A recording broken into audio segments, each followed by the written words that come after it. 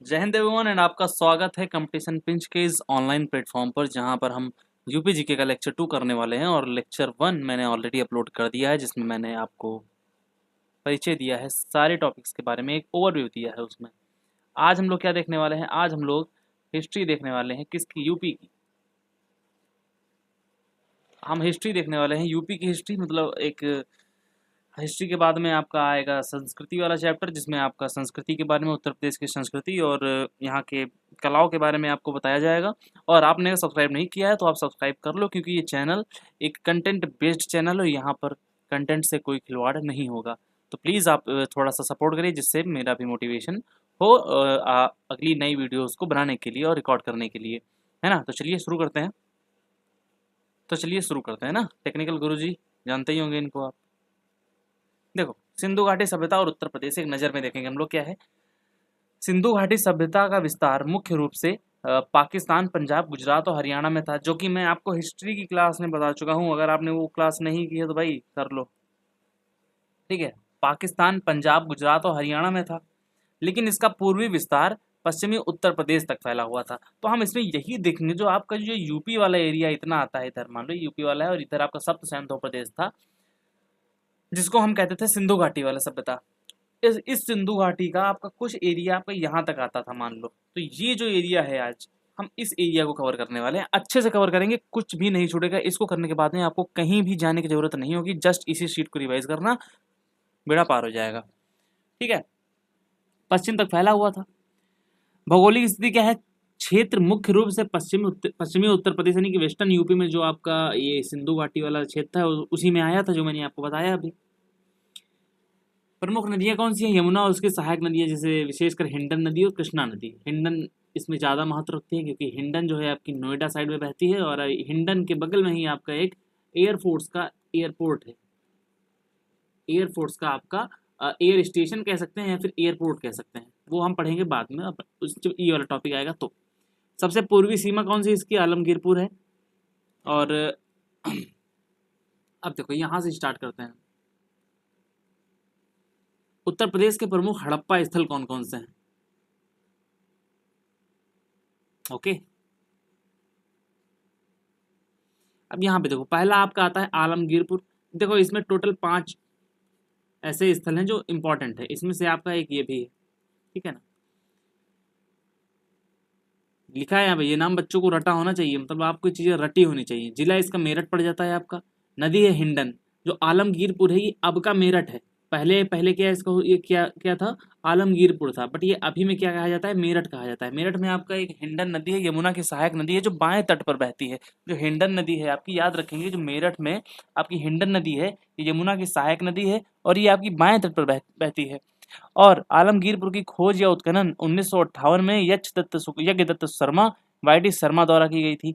विशेषता यह है इसकी कि यह सिंधु घाटी सभ्यता का सबसे पूर्वी स्थल माना जाता है। मान लो ये आपकी ऐसे एक सभ्यता है, तो ये इसका सबसे पूर्वी स्थल था। ये पूर्व की दिशा हुई ना, तो इस तरह का पूर्वी स्थल था आपका उत्तर प्रदेश का। और यहाँ से यूपी स्टार्ट था, तो ये इसका पश्चिमी एरिया था। इस तरह समझेंगे आप। यहाँ से आलमगीरपुर से क्या क्या मिला था? यहाँ से रोटी बेलने की चौकी, चकला चकला जिसको हम कहते हैं, और कटोरे और बर्तन टुकड़े जिन पर मोर और गिलहरी की चित्रकारी थी। सती वस्त्र यानी कि सूती, या सती नहीं, सूती वस्त्र यानी कि कॉटन क्लॉथ्स मिले थे। यहाँ मिट्टी के बर्तनों पर कपड़े की छाप मिली, जो सूती वस्त्र उद्योग के संकेत थे। यहाँ कोई मुद्रा नहीं मिली, अ, ठीक है, ये ऐसे लिखा हुआ है। मतलब यहाँ पर कोई मुद्रा नहीं मिली थी। फिर आपका आता है हुलास, फिर है बड़गांव, फिर है मांडी, और इसके बाद में आपका एक और आता है जो आपका सनौली पड़ जाता है। सनौली में काफ़ी इंपॉर्टेंट है। सनौली आपका आलमगीरपुर देखेंगे, जिला सहारनपुर, सॉरी हुलास जो है आपका अभी सहारनपुर में आता है। जो आपका हुलास है ये आपका सहारनपुर है। पहले का, अभी का सहारनपुर, पहले का हुलास था। इसकी नदी कौन सी? कथा नाला, यमुना की सहायक धारा है। जस्ट एक नदी क्या है, इसको कथा नाला जो आपकी एक नाम की नदी है, ये यमुना की सहायक धारा है एक। और विशेषता इसकी यह है कि यह उत्तर हड़प्पा काल का स्थल है। उत्तर हड़प्पा यानी कि लेट हड़प्पन स्टेट, जो आपका मैंने बताया था ना, एक उसमें अ, ऐसे एक सिंध वाला क्षेत्र था पाकिस्तान का, ऐसे मान लो। और यहाँ का जो एरिया था वो लेट हड़प्पन था, मतलब लेट हड़प्पा वाला वो एरिया था, यानी कि उत्तर हड़प्पा क्षेत्र था वो।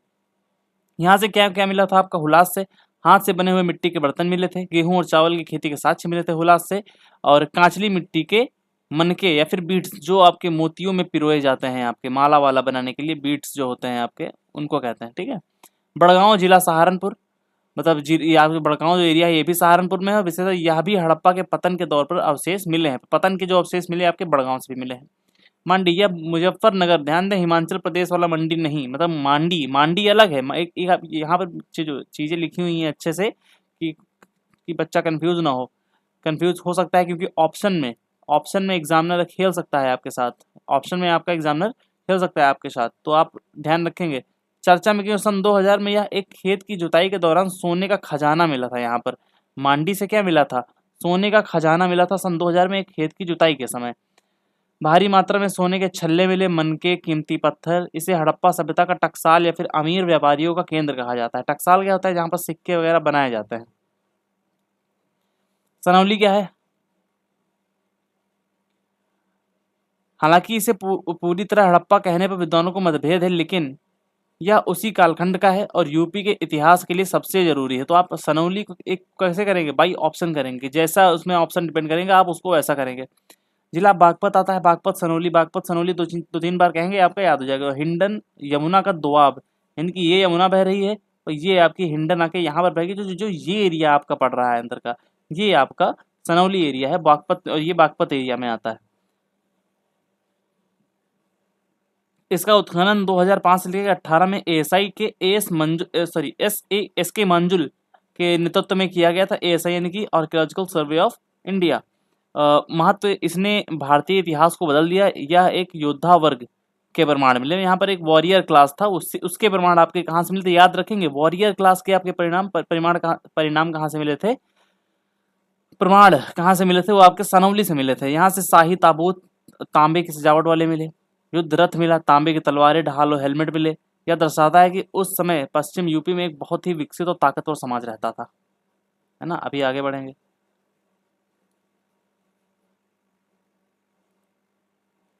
आप एक मैप के थ्रू समझ लेते हैं।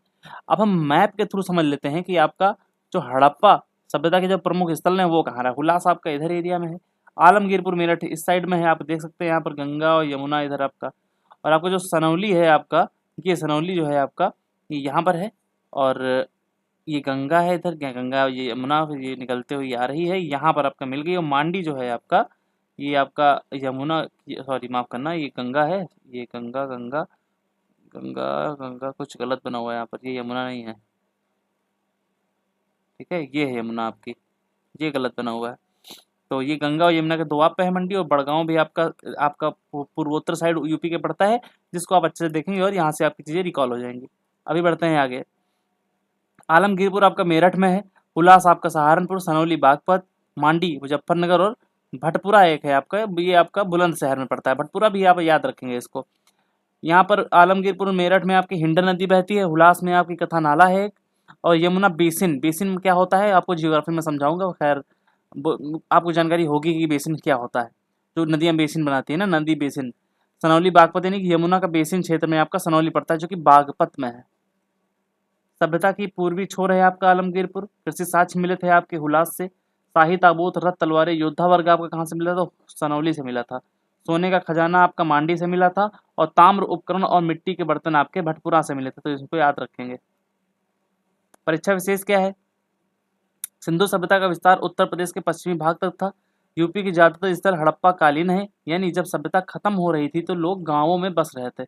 जैसे जैसे सभ्यता खत्म हो रही थी तो क्या हो रहा था कि वहाँ के लोग गांव की तरफ बढ़ रहे थे, क्योंकि वो एक, आपको पता है कि सिंधु घाटी सभ्यता जो थी वो एक अ, शहरी सभ्यता थी। उसके बाद जो उत्तर वैदिक काल आया, ऋग्वैदिक उत्तर वैदिक काल, तो ये सब कैसे थे? ये सब एक विलेज गांव आधारित, आर्यों का आक्रमण हुआ था उनसे। तो आर्यों का आक्रमण जब हुआ था तो वहाँ उन्होंने नष्ट हो गए थे। वो प्रोफेसर मैक्स मुलर ने तो ये भी कहा था कि आर्थिक शिथिलता हो सकती है, कई लोगों ने ये कहा कि बाढ़ के थ्रू हो गया, तो और बहुत लोगों ने ये भी कहा कि आर्यों के आक्रमण से उनका पतन हो गया था, इनका सिंध सिंध की क्या बोलते हैं इनको, हड़प्पा हड़प्पा का। ठीक है। तो जैसे जैसे खत्म हो रहे थे उनका पतन हो रहा था, तो गांव की ओर आ रहे थे, ऐसा इसमें लिखा हुआ है। आलमगीरपुर की खोज भारत सेवक समाज के सहयोग से हुई थी। ये बहुत ही इंपॉर्टेंट पॉइंट है। आलमगीरपुर की खोज किसके सहयोग से हुई थी? तो आपका आलमगीरपुर की खोज भारत सेवक समाज के सहयोग से हुई थी। यूपी में मिली सभ्यता ग्रामीण अधिक थी, जबकि गुजरात और पाकिस्तान में शहरी। मैंने बताया ना, गुजरात और पाकिस्तान का क्षेत्र आपका क्या था? एक सिंधु घाटी सभ्यता के प्रमुख क्षेत्र रहे थे ये, और ये आपके पूर्वी क्षेत्र रहे थे। आप इस तरह से रिलेट करिए, जो उत्तर प्रदेश का अभी पूर्वी एरिया है वो ज़्यादा विकसित नहीं है, बल्कि आप जब पश्चिमी देखेंगे तो वहाँ पे वो विकसित है ना। तो इस हिसाब से आप रिलेट करेंगे चीज़ों को। कैराना शामली में भी हाल ही में हड़प्पा कालीन सभ्यता के प्रमाण मिले हैं, तो आप इसको भी एक बार याद रखेंगे। अब आता है वैदिक काल का उत्तर प्रदेश क्या रहा है। सिंधु घाटी के बाद आर्य भारत आए। शुरुआत में पश्चिम में रहे, लेकिन धीरे धीरे पूरब की ओर बढ़े और उत्तर प्रदेश उनकी गतिविधियों का मुख्य केंद्र बन गया। वैदिक नाम इस क्षेत्र का वैदिक साहित्य के मध्य देश या महर्षि देश भी कहा गया है। वैदिक नाम क्या है आप याद रखेंगे। उत्तर प्रदेश को वैदिक साहित्य में क्या कहा गया है? यूपी को वैदिक साहित्य में मध्य देश या फिर महर्षि देश, ये दोनों क्या है याद रखेंगे। मध्य देश और महर्षि देश किसका कहा गया है? तो आपका यूपी को कहा गया है। किसमें कहा गया है? तो आपका वैदिक साहित्यों में कहा गया है ना। वैदिक साहित्यों में कहा गया है। वैदिक साहित्यों में कहा गया है। समय सीमा इसकी मुख्यतः क्या रही? मुख्य रूप से 1000 से 6600 ईसा पूर्व। सेम वही उत्तर वैदिक काल की समय सीमा जो रही है वही इसकी रही है। अब समझ लेते हैं कि इसके जो प्रमुख साइट्स क्या रहे थे वो उनको देखते हैं हम। हड़प्पा की तरह यहाँ भी कुछ खास जगहों से प्रश्न आते हैं, जैसे विशेषकर लोहे और मिट्टी के बर्तनों को लेकर के, तो उस पर हम ज्यादा ध्यान रखेंगे। अतरंजी खेड़ा सबसे इंपॉर्टेंट है आपका। यहाँ क्या था? यह नाम यूपी पुलिस और मतलब ये तो एक चीज लिखी हुई है। जो एटा का जिला है आपका, एटा, वहां पे अतरंजी खेड़ा आपका एटा जिले में अभी पड़ता है। काली नदी के तट पर आपका ये पड़ता है, याद रखेंगे काली नदी के तट पर। महत्व क्या है? भारत में लोहे के प्रयोग, यूज ऑफ आयरन के सबसे पहले साक्ष्य कहाँ से मिले थे? यानी कि अतरंजी खेड़ा से मिले थे। लगभग 1000 ईसा पूर्व में मिले थे। क्या मिला था? लोहे के औजार जो जंगलों को साफ करने और खेती करने के काम आते थे।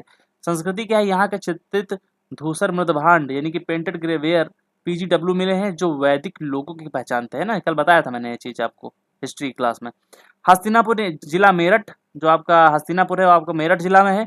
यह कुरु महाजनपद की राजधानी और महाभारत काल का एक प्रमुख शहर था। साथ यह बाढ़ के सबूत मिले हैं, जिसके कारण बाद में राजधानी को कौशाम्बी शिफ्ट करना पड़ेगा। याद रखेंगे, अगर आपका क्वेश्चन आ जाता है कि आपकी जो राजधानी थी, कुरु की राजधानी, आपकी जो कुरु की जो आपकी कैपिटल थी, है ना, आपकी जो कुरु की कैपिटल थी वो आपके हस्तिनापुर के बाद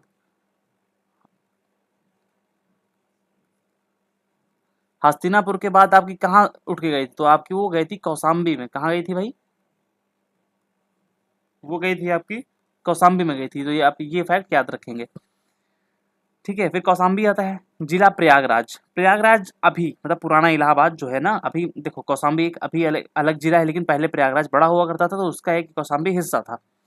यह वत्स महाजनपद की राजधानी थी। यहाँ पक्की ईंटों का प्रयोग के साक्ष्य मिले थे आपके कहाँ से? याद रखेंगे कौशाम्बी से।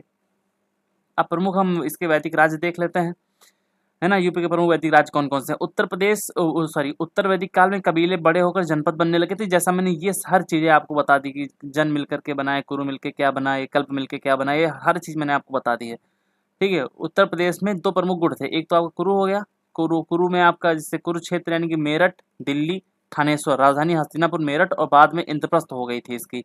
यह महाभारत युद्ध का केंद्र था। जो कुरुक्षेत्र था आपका, कुरुक्षेत्र, इसी के आधार पर कुरुक्षेत्र उसका नाम था, मतलब इसके आधार पर नहीं, कुरुक्षेत्र के आधार पर इसका नाम रखा गया, ठीक है ना। फिर पांचाल आया। यह क्षेत्र बरेली, बदायूं, फर्रुखाबाद, रुहेलखंड का इलाका जितना भी होगा पंचाल कहलाता है। इसकी 2 राजधानियां थी। एक तो अक्षेत्र थी वो जो बरेली की थी, उत्तरी पंचाल की राजधानी थी। एक दक्षिणी पांचाल जो फर्रुखाबाद है वो कांपिल्य थी। पांचाल ब्राह्मणों और विद्वानों का गढ़ माना जाता है, तो आप इसको याद रखेंगे, ठीक है ना। फिर आपका वैदिक साहित्य और ऋषि मुनियों का यूपी कनेक्शन क्या है? देखो, यूपी की धरती और वेदों और पुराणों की रचना स्थली रही है। इसे धर्म का पालना भी कहते हैं। याद रखेंगे यूपी को क्या कहते हैं? धर्म का पालना, ओके। लगभग ऐसे पूछता नहीं है, लेकिन आप याद रखेंगे इसको। रामायण और महाभारत दोनों महाकाव्यों की रचना और कहानियां इसी क्षेत्र अवध और हस्तिनापुर पर आधारित हैं। प्रमुख आश्रम, सीधे प्रश्न आते हैं यहाँ से। प्रमुख आश्रम कौन कौन से हैं ये देखेंगे। भारद्वाज आश्रम आपका प्रयागराज में है, जो कि पुराना नाम इलाहाबाद है। वाल्मीकि आश्रम बिठूर कानपुर में है और चित्रकूट में है। अत्रि अनसुईया आश्रम तो ये आपका चित्रकूट में है, और वशिष्ठ आश्रम आपका अयोध्या के पास में है ना। तो ये चीजें आप याद रखेंगे और 2 से 3 बार इनका करीब रिवीजन करेंगे, 2 to 3 टाइम्स आप इसका रिवीजन करेंगे, उसके बाद देखेंगे आप।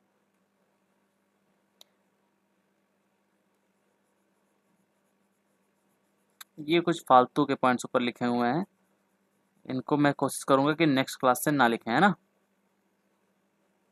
देखो कंटेंट गैदर करता हूँ मैं एआई से, जो बात है क्लियर, मेरे पास कोई टीम तो है नहीं, मैं तब तक उसको प्रॉम्प्ट्स भेजता रहता हूँ जब तक एक अच्छा कंटेंट मेरे हाथ में ना आ जाए। तो ये इन तरीकों से मैं कंटेंट इकट्ठा करता हूँ, तो उस तरह के मैं अपने वो चीज़ें लिख देता है, उससे कुछ करने की वो बात नहीं है। वैदिक काल में यूपी को मध्य देश कहा जाता था, मैंने आपको बताया भी। भारत में लोहे का पहला साक्ष्य अतरंजी खेड़ा से मिला था। वैदिक लोगों के बर्तनों को पीजीडब्ल्यू पेंटेड ग्रेवेयर या चित्रित धूसर मृदभांड कहा जाता है, जो पश्चिमी यूपी में खूब मिले हैं। और ये वैदिक सभ्यता के पहचान थे। किसके पहचान थे? वैदिक सभ्यता के उत्तर वैदिक काल में। वैदिक में कौन से? उत्तर वैदिक, उत्तर वैदिक है ना, उत्तर वैदिक काल से। काशी वाराणसी का सबसे पहला उल्लेख अथर्ववेद से मिलता है। बहुत महत्वपूर्ण प्रश्न है ये। गोमती नदी का ऋग्वेद में उल्लेख है, लेकिन ध्यान रहे ऋग्वेद वाली गोमती अफगानिस्तान गोमल में थी, जबकि यूपी वाली गोमती बाद में महत्वपूर्ण हुई है। तो याद रखें, जो आपकी गोमल है, अब यहाँ अभी बहुत से लोग सोचते होंगे जो अभी यूपी में लखनऊ से गोमती निकलती है ऐसे, उसी का उल्लेख हुआ है। नहीं, उसका जो आप मैंने आपको मैप में दिखाया था, खैर इधर तो नहीं है, पिछली हिस्ट्री क्लास में दिखाया था कि वो जो आपकी गोमल है वो आपकी अफगानिस्तान एरिया से बह रही है, तो उसको उधर आप देखेंगे ना।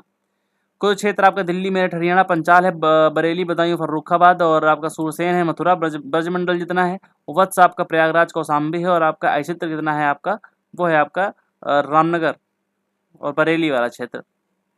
सिंधु घाटी सभ्यता के प्रमुख क्षेत्र, फिर से वही चीज यहाँ पे फोटो लग गई है तो आप इसको देख लेंगे। बड़गांव, सनौली है ना, और हुलास हो गया, आलमगीरपुर हो गया आपका, और ये आपके मांडी हो गया। ठीक है, मांडी से क्या मिला था? सोने के सिक्के और मिट्टी के बर्तन वगैरह सब ये सब मिले थे। ओके, मांडी को क्या कहते हैं? टकसाल कहते हैं। महाजनपद और उत्तर प्रदेश, देखो महाजनपद आपके 16 हैं, 16 में से टोटल 8 तो यूपी में ही है। 8 कहाँ पर हैं आपके? 8 यूपी में ही है। इनको हम एक एक करके पढ़ेंगे, एक एक करके हम पढ़ेंगे। देखो यहाँ पर वैदिक काल के बाद जब लोहे का इस्तेमाल बढ़ा तो छोटे छोटे जनपद ताकतवर होकर बड़े राज्य बन गए, जिन्हें महाजनपद कहा गया। इसे भारत का द्वितीय नगरीकरण, सेकंड अर्बनाइजेशन भी कहा जाता है। और जानकारी की सोच इसके बौद्ध ग्रंथ में अंगुत्तर निकाय है, मैंने बताया है चीजें। जैन ग्रंथ के भगवती सूत्र है। इन दोनों किताबों में 16 महाजनपदों की लिस्ट मिलती है, जिनमें आपका पहला इस तरह से है।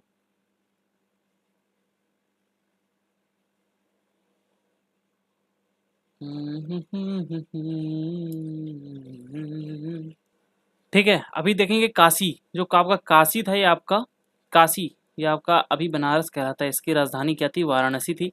और वर्तमान क्षेत्र वाराणसी आसपास का इलाका इतना भी हुए है। और विशेषता क्या है आपकी काशी की? काशी महाजनपद की सबसे प्राचीन शहरों में से एक है। शुरुआत में यहाँ बहुत शक्तिशाली था, लेकिन बाद में इससे कोसल महाजनपद ने अपने में मिला लिया था। यहाँ सूती वस्त्र और घोड़े के व्यापार के लिए प्रसिद्ध था। इसे वरुणा और असी नदियों के बीच बसा होने के कारण वाराणसी कहा गया था। याद रखेंगे ये फैक्ट। ओके, अस्सी घाट अभी भी है वहां पर।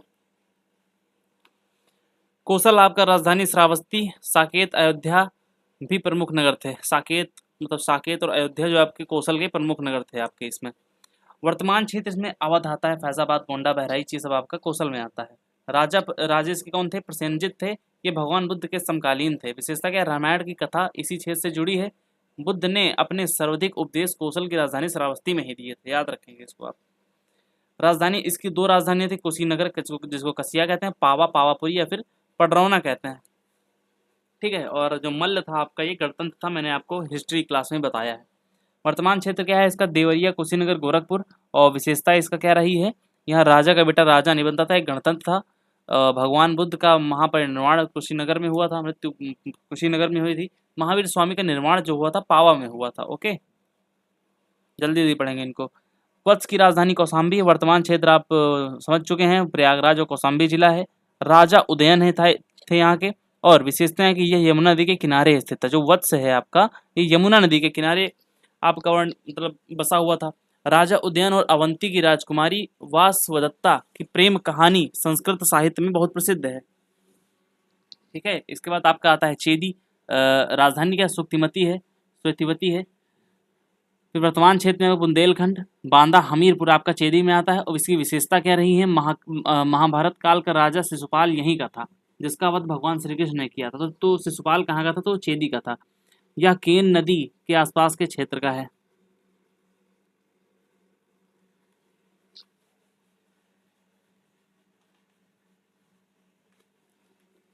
चलो अब देखते हैं सूरसेन, राजधानी मथुरा। मथुरा वृंदावन ब्रजमंडल जितना भी हो आपका सूरसेन एरिया में कहलाता है। इसकी विशेषता है कि यह यदुवंशी शासकों का राज था। महाभारत और पुराणों के अनुसार भगवान श्री कृष्ण इसी वंश से संबंधित थे।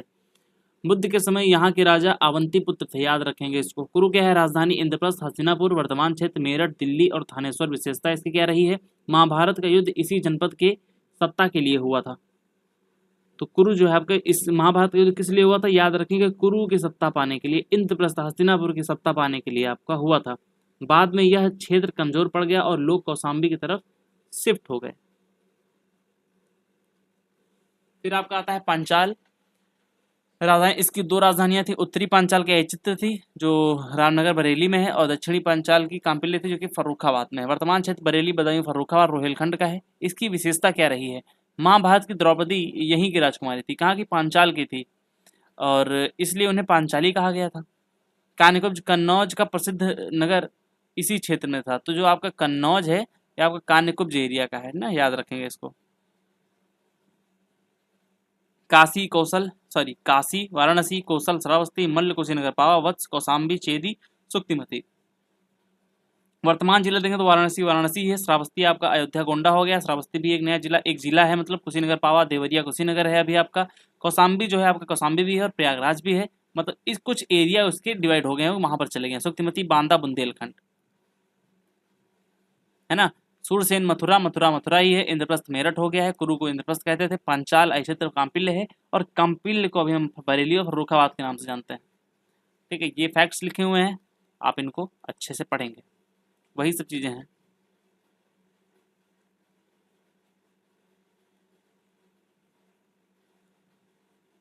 और यहाँ पर मैप में आपको चीजें दी गई हैं। मैप में आपको आठ महाजनपद जो आपके यूपी में है उसकी जानकारी यहाँ पर आपको दी गई है। आप देख लेंगे, आपका कुरु का क्षेत्र ये है, पांचाल ये है, इसकी दो राजधानियाँ यहाँ पर हैं, कौशल है, श्रावस्ती है, मल्ल की कुशीनगर, पावा है, पावा पावा ऐसे। ओके, काशी की वाराणसी हो गई, वत्स की कौशाम्बी हो गई, चेदी की सुक्तिमती बुंदेलखंड का पार्ट है, सुरसेन की मथुरा हो गई। तो इसी हिसाब से आप इसको रिलेट कर पा रहे होंगे।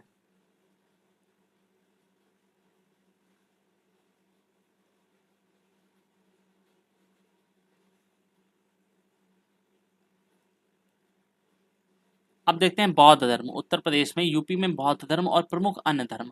देखो, बौद्ध धर्म यानी कि गौतम बुद्ध का जन्म तो लुम्बिनी में होता है, लेकिन उन्होंने ज़्यादातर समय कहाँ पे व्यतीत किया, उत्तर प्रदेश में, या फिर भारत में कहें तो भारत में उन्होंने व्यतीत किया।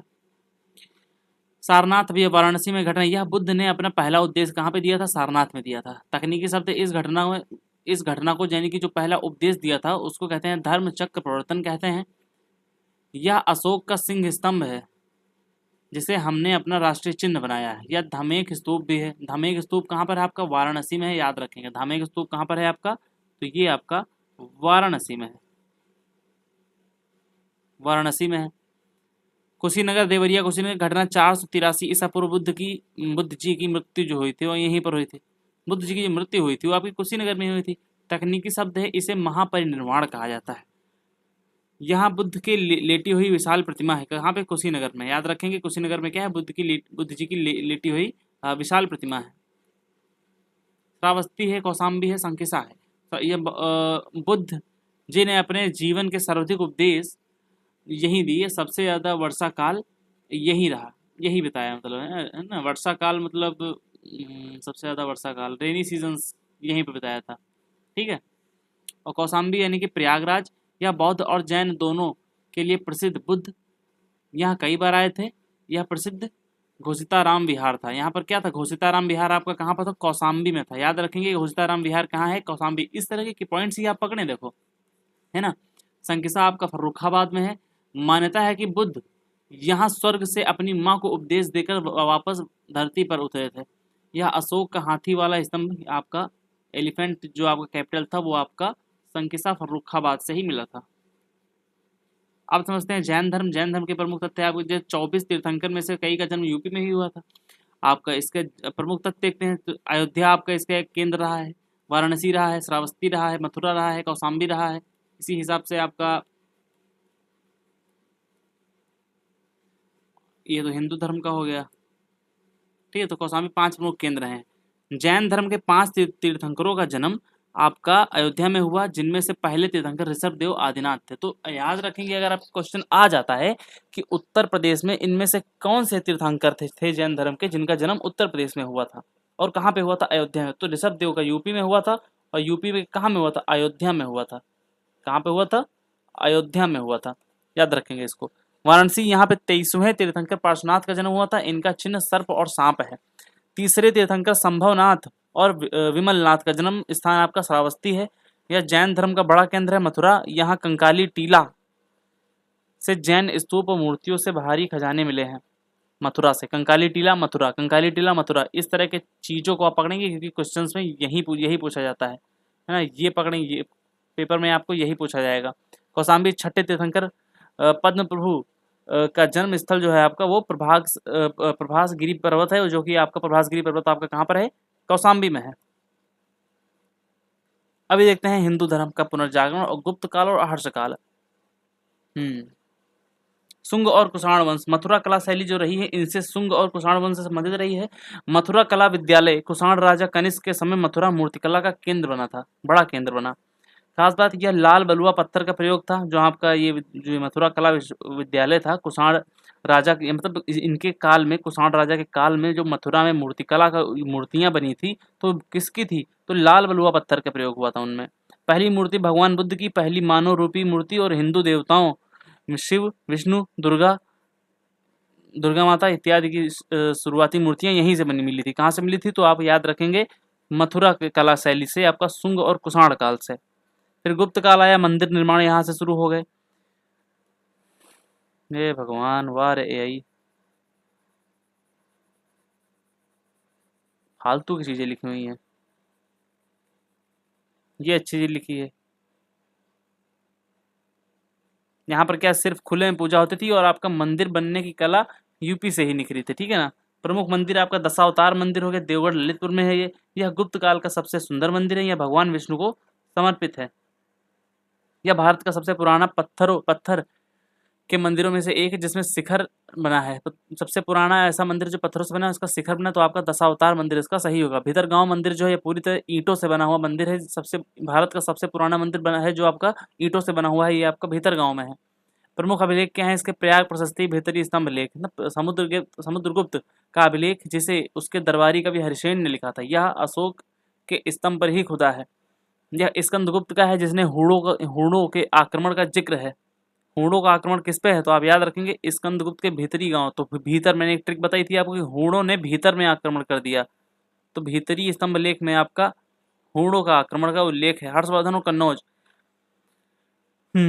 राजा हर्षवर्धन ने इसने अपनी राजधानी थानेश्वर से हटाकर कन्नौज बना ली। तो याद रखेंगे राजा हर्षवर्धन और कन्नौज के बीच में आपका त्रिपक्षीय संघर्ष चला था, जिसमें आपका राजा हर्षवर्धन ने अपनी राजधानी को थानेश्वर हरियाणा से उठा करके कन्नौज के, जिसको हम कान्यकुज कहते हैं, उसको यूपी में रख लिया था।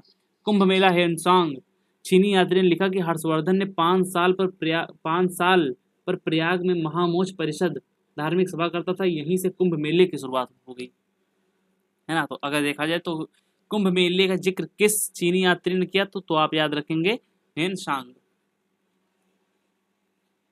सुपर रिवीजन टेबल है, ये आपके लिए है, याद रखेंगे, डू इट।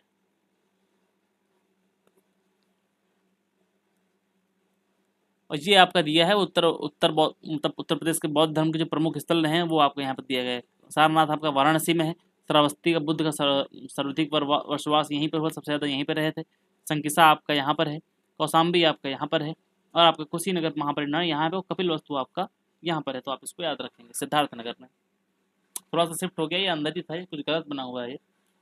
और धर्म चक्र आपका ये है ऐसे, और वहाँ पर निर्माण ऐसे है, ज्ञान जन्म।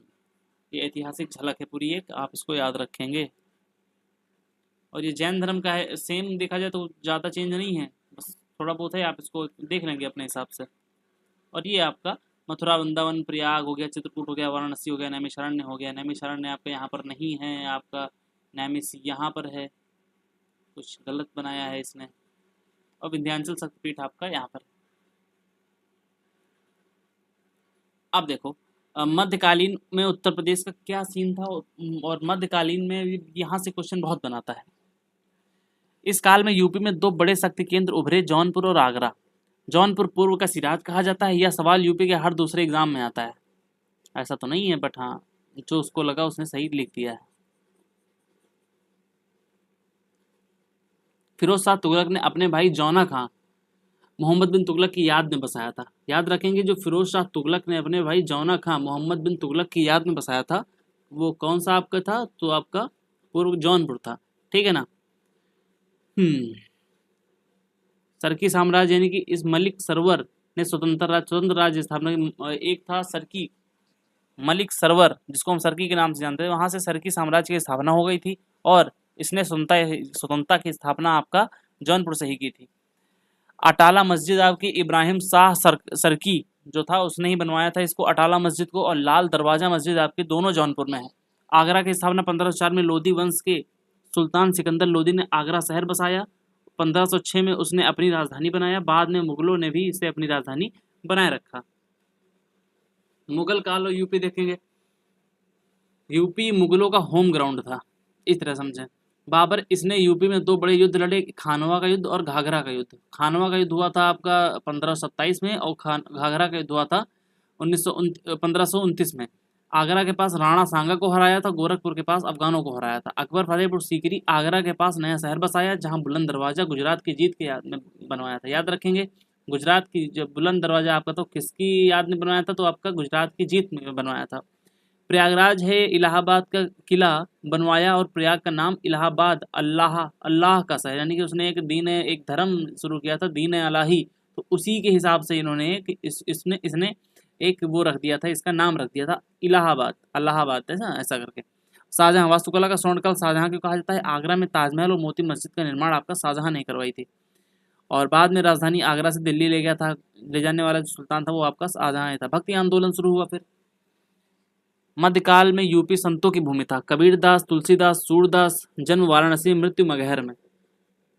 तुलसीदास राजापुर चित्रकूट में जन्म हुआ, और रामचरितमानस की रचना आपका तुलसीदास जी ने ही की थी। और सूरदास यानी रौनकता आगरा में जन्म हुआ, और कृष्ण भक्त की एक प्रमुख कवि थे। आप ये देख पाएंगे कुतुब मीनार आपका यहाँ पर है दिल्ली में, कुतुब मीनार, और आपका ये लाल किला। आगरा आपका कहाँ पर है? आगरा में है। और फतेहपुर सीकरी में आपका बुलंद दरवाजा है। कन्नौज में आपका ये है ना। और जौनपुर में आपका अटाला मस्जिद है। लखनऊ में आपका ये क्या है अपना, इसका नाम क्या है, जिसको भूल भुलैया कहते हैं, बड़ा इमाम बाड़ा। ठीक है। और प्रयागराज में अभी ये फोर्ट है प्रयागराज का। और यहाँ पर एक चीज़ और है, यहाँ पर आगरा है तो आगरा फोर्ट भी यहाँ पर है, उसको भी इसने शाहजहां ने बनवाया था। और वाराणसी आपका जानते ही हैं, बताने की जरूरत नहीं है। वाराणसी में ये जो आप देख रहे हैं ना, ये एक मस्जिद है जो मंदिर हुआ करती थी, इसको तोड़ करके बनवाया गया था। मध्यकालीन भारत के यहाँ कुछ मैप दिया है, आप अपने हिसाब से इसको देखेंगे। और आधुनिक और ब्रिटिश काल में भारत कैसा था उसको देख लेते हैं। ठीक है। तो ये सेक्शन जो है आपका सुपर इंपॉर्टेंट है, आप इसको याद रखेंगे। 1857 की क्रांति जो शुरुआत हुई थी वो आपके यूपी से ही फूटी थी, यूपी से ही शुरुआत हुई थी इसकी। 10 मई 1857 को मेरठ की छावनी से हुई थी, जब मंगल पांडे ने एक वो जो कारतूस वगैरह वाला सिस्टम था वो सुना ही होगा आपने, उसको क्या ही बताना है। कारतूस को मुंह से खींचने मना करते, जिसमें गाय और सुअर की चर्बी थी।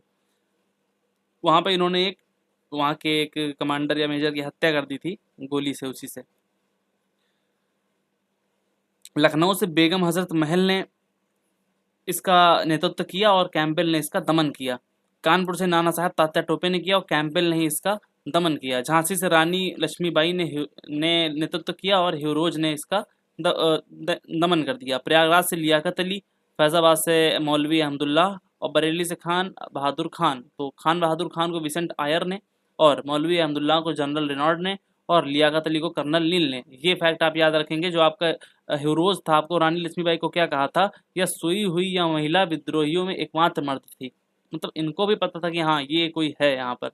अब देखते हैं भारतीय राष्ट्रीय आंदोलन में यूपी की क्या भूमिका रही है। भारतीय राष्ट्रीय कांग्रेस के अधिवेशन यूपी में कुल 9 बार राष्ट्रीय अधिवेशन हुए हैं। क्या सबसे खास है, 1888 में इलाहाबाद में हुआ। जॉर्ज यूल इसके अध्यक्ष थे। पहले कांग्रेस अंग्रेज अध्यक्ष कौन थे, जॉर्ज यूल थे, जो 1888 में हुआ था।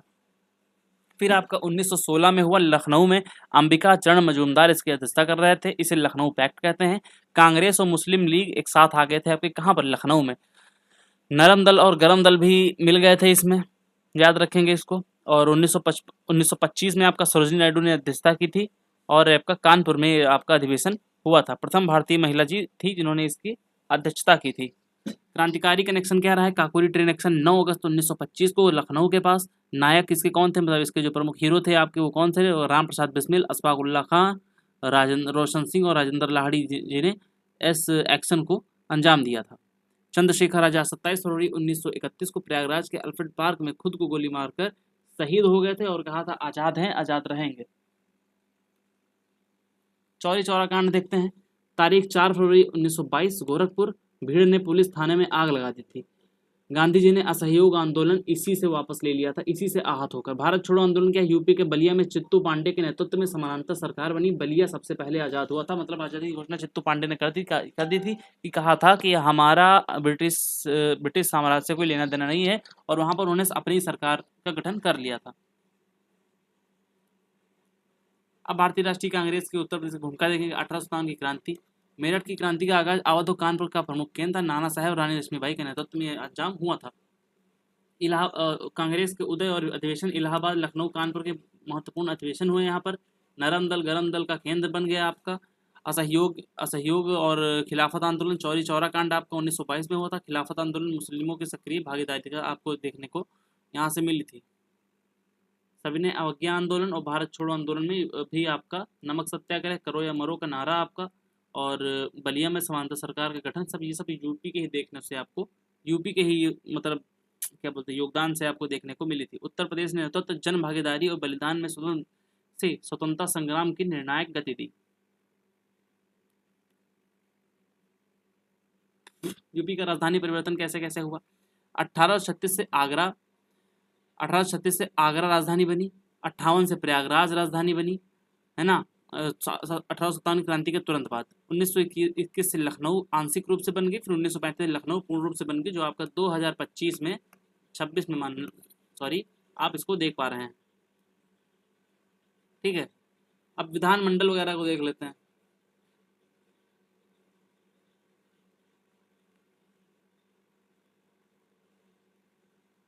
ठीक है, यह कालक्रम जो परीक्षाओं में पूछा जाता है। वर्ष उत्तर प्रदेश का नाम, वर्ष 1836 में उत्तर पश्चिमी प्रांत कहते थे। 1877 में इसको उत्तर पश्चिमी प्रांत या फिर अवध कहा जाने लगा।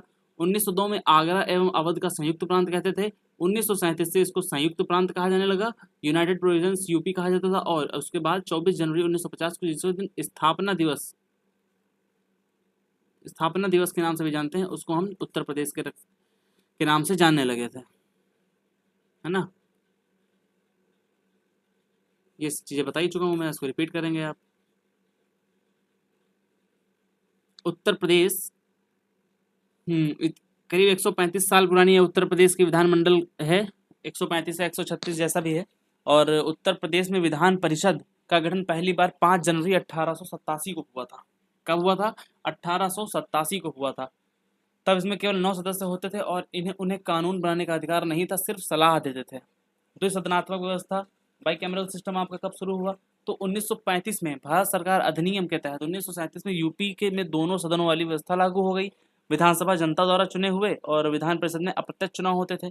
विधानमंडल की पहली बैठक आपकी 29 जुलाई 1937 को हुई थी। याद रखेंगे, विधानमंडल की पहली बैठक आपकी 29 जुलाई 1937 को हुई थी। याद रखेंगे, ये बहुत ही इंपॉर्टेंट फैक्ट बन जाता है। अब देखते हैं उत्तर प्रदेश विधानमंडल का एक ऐतिहासिक यात्रा क्या रही। विधान परिषद का गठन 1887 में हुआ, लेकिन एक समय बीता, फिर 1935 में आपका विधानसभा का गठन हुआ। परिषद का गठन 87 में हुआ था, फिर 1935 में आपका विधानसभा का गठन हुआ भारत सरकार अधिनियम 1935 के द्वारा। ठीक है, 1935 में विधानसभा का गठन भारत सरकार अधिनियम 1935 के द्वारा हुआ। फिर आपका संविधान लागू हुआ और द्विसदनीय व्यवस्था आपकी लागू हो गई इसी के थ्रू, 1935 के थ्रू। फिर फिर प्रथम आम चुनाव हुए 1952 में।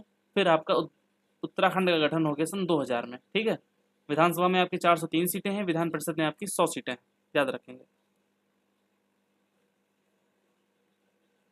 आज़ादी के बाद 8 मार्च 1952 को नई विधानसभा का गठन हुआ। शुरुआत में सीटों की संख्या 431 थी, जो बाद में बदलती रही है। अब तक 443 हो चुकी है। ये आपको ये पता ही होगा, 134 संविधान संशोधन द्वारा एंग्लो इंडियन की सीट को हटा दिया गया है ना। अनुसूचित जनजाति आपका 84 सीटें हैं, और अनुसूचित जाति की जो 2 सीटें हैं सोनभद्र और ओबरी और दुधी सीट की हैं। इसका कार्यकाल जो होता है वो 5 साल का होता है। और 5 साल के अलावा अगर हम कुछ बात करें तो आपका आरक्षण की बात कर ले तो आरक्षण में आपका जो 84 सीटें हैं आपका 84 एससी के लिए हैं, एससी के लिए, और 2 सीटें आपका करीब एसटी के लिए हैं। तो ये आपका करीब करीब कितना बन जाता है, 443, और आपका ऊपर 86, तो आपका करीब करीब बन जाएगा 8 5 40 21 पॉइंट समथिंग में आपका ये ऐसा बन जाएगा। अनुसूचित जनजाति 2 सीटें हैं जो आपका यहाँ पर लिखा हुआ है, और अनुसूचित जाति आपकी 84 सीटें हैं। टोटल आपका 86 सीटें आपका यहाँ पर क्या है, क्या बोलते हैं उसको, आरक्षित हैं। कार्यकाल इसका 5 वर्ष का होता है। विधान परिषद में कुल सीटें 100 हैं। यूपी भारत के उन चुनिंदा 6 राज्यों में है जहां पर विधान परिषद मौजूद है। ठीक है, यूपी के प्रमुख पदाधिकारी देख लेंगे जो आपके पहले और अब के कुछ मिला के रहे हैं। प्रथम मुख्यमंत्री आपके गोविंद वल्लभ पंत सागर 1937 से 46 तक। उप मुख्यमंत्री चौधरी चरण सिंह। प्रथम राज्यपाल सरोजिनी नायडू, भारत की पहली महिला राज्यपाल थी ये। और पुरुषोत्तम दास टंडन जी थे आपके प्रथम विधानसभा के अध्यक्ष थे। और प्रथम विधान परिषद के सभापति चंद्रभाल सिंह जी थे। और सर्वाधिक बार मुख्यमंत्री सुश्री मायावती जी बनी है। देश की पहली महिला सीएम जो थी आपकी सुचेता कृपलानी है, 4 बार करीब बनी है आपकी यूपी के सीएम आपकी मायावती जी। ओके, अभी वर्तमान में कौन कौन है, तो आपकी आनंदीबेन पटेल जी यहाँ की राज्यपाल हैं। और मुख्य न्यायाधीश कौन है इलाहाबाद हाई कोर्ट के, तो यहाँ के न्यायमूर्ति प्रीतिंकर दिवाकर जी हैं। और योगी जी तो आपको पता ही है कौन है। और विधानसभा अध्यक्ष श्री सतीश महाना जी हैं। और विधान परिषद सभापति श्री कुंवर मानवेंद्र सिंह जी हैं। मुख्य सचिव हैं आपके श्री दुर्गा शंकर मिश्र। ये आपका अभी दिल्ली पुलिस में आपका ये पूछा गया है, दिल्ली पुलिस में आपका ये पूछा गया है। पुलिस महानिदेशक श्री विजय कुमार है, इससे पहले प्रशांत कुमार थे। राज्य निर्वाचन आयुक्त श्री मनोज कुमार है। ठीक है, जल्दी जल्दी से पढ़ेंगे क्योंकि ये सब सिलेबस को जल्दी खत्म करना है ना। उत्तर प्रदेश का विभाजन साल 2000 में उत्तर प्रदेश का भौगोलिक नक्शा बदल गया। पहाड़ों को अलग करके एक नया राज्य बनाया गया जिसका नाम था उत्तरांचल या फिर उत्तराखंड, है ना। पर्वतीय क्षेत्रों की विषम भौगोलिक परिस्थितियों और विकास में पिछड़ेपन को दूर करने के लिए अलग राज्य की मांग लंबे समय से हो रही थी।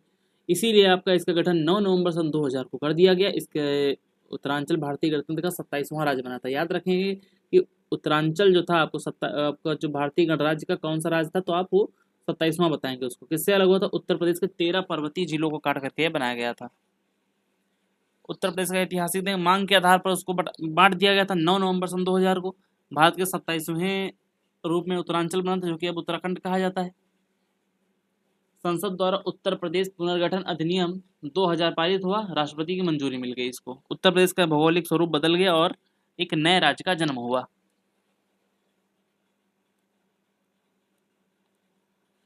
ओके, नाम परिवर्तन की अगर बात करें तो उत्तरांचल था, 1 जनवरी 2007 को इसका नाम बदलकर उत्तराखंड रखा गया। विभाजन का प्रभाव क्या हुआ, यूपी क्षेत्रफल का बड़ा हिस्सा हिमालयी क्षेत्र में चला गया। और विधानसभा सीटें विभाजन से पहले यूपी में 425 सीटें थीं और विभाजन के बाद में 403 रह गई। विधान परिषद की सीटें 108 से घटकर 100 रह गई। और संसाधन यूपी के पास समतल मैदान बचे, जबकि वन संपदा, पर्यटन और खनिज का बड़ा हिस्सा उत्तराखंड के पास चला गया। ठीक है, संक्षेप में एक बार देख लेते हैं कि 24 जनवरी 1950 को आपका जो नाम पड़ा था, क्या पड़ा था नाम, यूपी का नाम, मतलब उसका स्थापना दिवस मनाते हैं ना। और यूपी की राजधानी 1921 में आंशिक और 1935 से पूर्ण रूप से आपकी लखनऊ बन गई थी। यूपी का विभाजन 9 नवंबर सन 2000 को हुआ, 13 जिले अलग हुए थे इससे। यूपी में द्विसदनात्मक विधायिका है, विधानसभा प्लस विधान परिषद। और वर्तमान में विधानसभा में 403 और विधान परिषद में 100 सीटें हैं। अभी मैंने थोड़ी सी गलत जानकारी दी थी कि 443 बता दिया था मैंने आपको, वो आपका लोकसभा में है। Thanks for watching, subscribe competition page for more quality content, है ना। आज थोड़ी क्लास जल्दी की है, क्योंकि जल्दी का कुछ कारण है तभी की है। और ऐसी हर चीज़ें मैंने इसमें पीपीटी में डाली हैं कोशिश से निकाल करके, with the help of AI, क्योंकि एआई का ही ज़माना है। तो एआई में क्या है कि उसमें एक्यूरेसी भी रहती है, सही भी रहता है चीज़ें, है ना। तो काफ़ी काफ़ी टाइम लग जाता है, मेहनत लगती है, तो आप क्या करेंगे, इसको प्लीज़ आप सब्सक्राइब कर देंगे तो ठीक है। अच्छा मैं अब चलता हूँ, है ना। प्लीज़ हाँ सब्सक्राइब जरूर कर लीजिएगा, सब्सक्राइब जरूर कर लीजिएगा। Okay, thanks for watching. जय हिंद, जय भारत।